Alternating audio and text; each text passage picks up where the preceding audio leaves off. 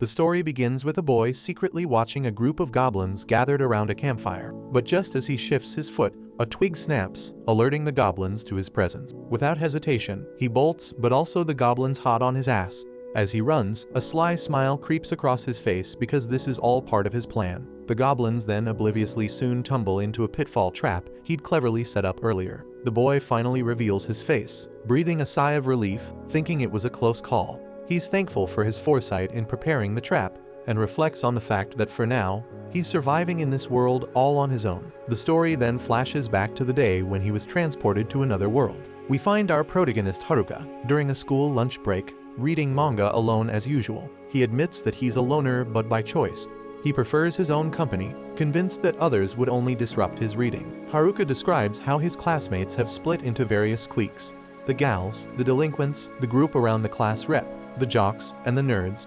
Everyone else he lumps into the others category. He makes it clear that he doesn't fit into any of these groups, and he's fine with that. With that thought, he tries to take a nap, but suddenly the classroom begins glowing, and everyone is stunned. Haruka, however, quickly spots a magic circle forming on the floor, and far from panicking, he gets excited at the idea of being teleported to another world. But that excitement quickly fades as he realizes it's going to be a pain in the ass.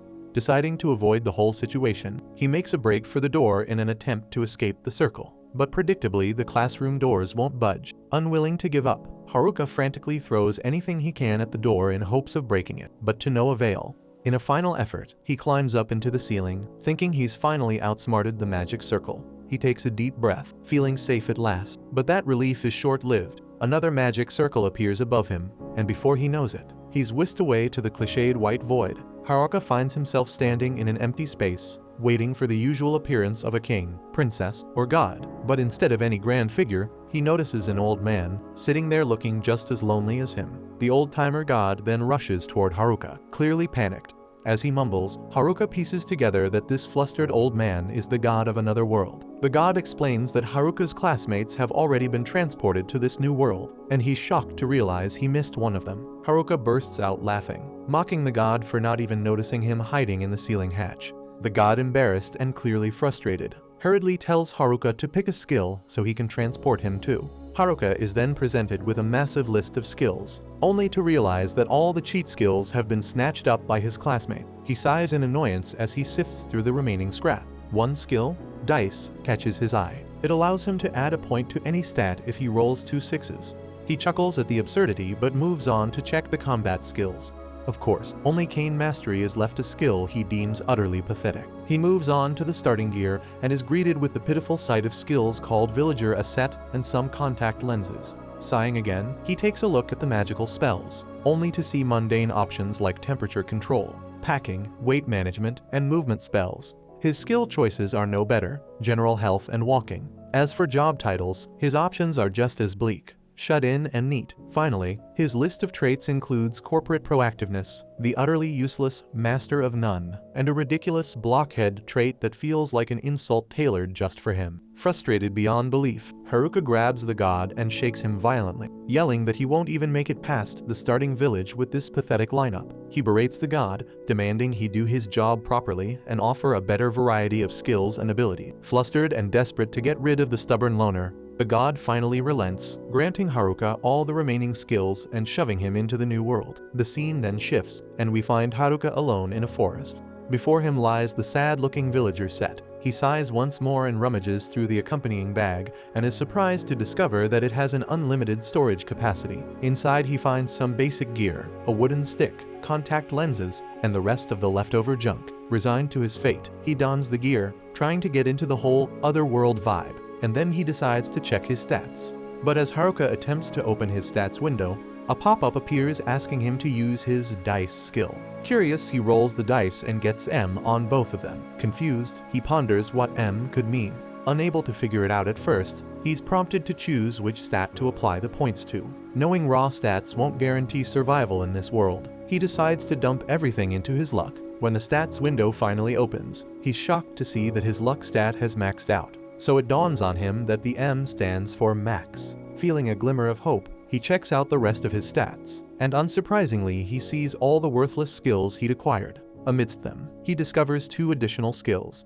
One is Loner, which ensures he can only live alone and prevents him from ever forming a party. The other is servitude, a skill that lets him command others, albeit ironically since no one would want to follow a loner. Haruka then frustratedly grumbles that his chances of getting a harem in this world just went up in smoke thanks to these garbage skills. Then, as he ponders the absence of his classmates, he realizes it doesn't matter since he can't form a party anyway. So with that shit situation, he decides to move on, focusing on setting up a base of operations instead. As he explores the dense forest, Haruka grumbles about the poor visibility due to the overwhelming number of trees. Then he remembers the contact lenses he stashed in his bag. He puts them on, and immediately, his vision sharpens, revealing the names of all the plants and objects around him. It turns out his contact lenses grant him the appraisal skill, and suddenly, the entire world feels more accessible. Excited by this newfound power, Haruka stumbles upon some edible mushrooms with the added benefit of drawing out latent abilities. He gleefully stuffs them into his bag, knowing his magical bag can hold an unlimited amount of items. Feeling more confident, Haruka realizes that with this skill, he can locate anything he needs. Then shortly after he finds a river, fills his water bottle, and quenches his thirst. He then stumbles upon a cave and stops at the entrance, praying that no monsters are lurking inside. After a moment, he heads in. To his relief, it's pretty spacious and comfortable. He figures living here might actually be a good idea, especially since he's got tents and lantern. He grabs the dry leaves and twigs he picked up earlier and uses his temperature control magic to start a fire. He hopes this will keep the beasts away. Before crashing for the night, he checks his stats. Turns out, his temperature magic has leveled up, unlocking fire magic. He's also picked up new skills like clairvoyant sight, presence detection, and enemy tracking. He figures it's probably because he's been on edge, watching for monsters. As he drifts off, he can't help but wonder what he'll do if anything shows up. He knocks out. When he wakes up the next day, he's relieved to find no issues. He figures it's thanks to his monster-repelling items and the fact that his shut-in job title seems to protect his space.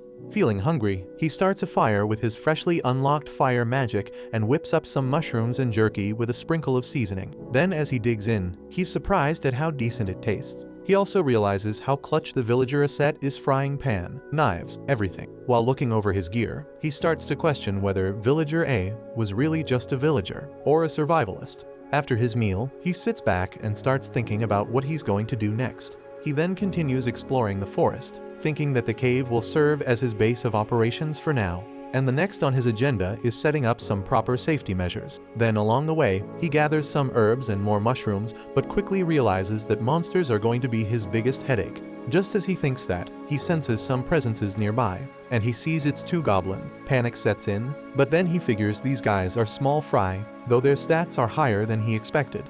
Haruka wonders if he stands a chance, but he knows that if he wants to keep exploring, there's no way around this fight. He decides to wrap his cane using his packing ability, which coats objects in magic and gives them various boosts, and surprisingly, it works pretty well. With newfound confidence, Haruka resolves to work hard and surpass his classmates who scored cheat skills. He charges at the goblins, his glowing cane in hand, and easily takes down the first one. The second goblin attacks, but its moves are too predictable, and Haruka dodges them without much trouble. And with a quick burst of magic from his cane, he finishes the second one off. By the time evening rolls around, Haruka is cleaning up at the river, feeling proud that he survived his first battle, and he reflects that today was a good day. He then exhaustedly heads back to the cave, eats some mushrooms, and notices a wooden club he picked up from the goblins.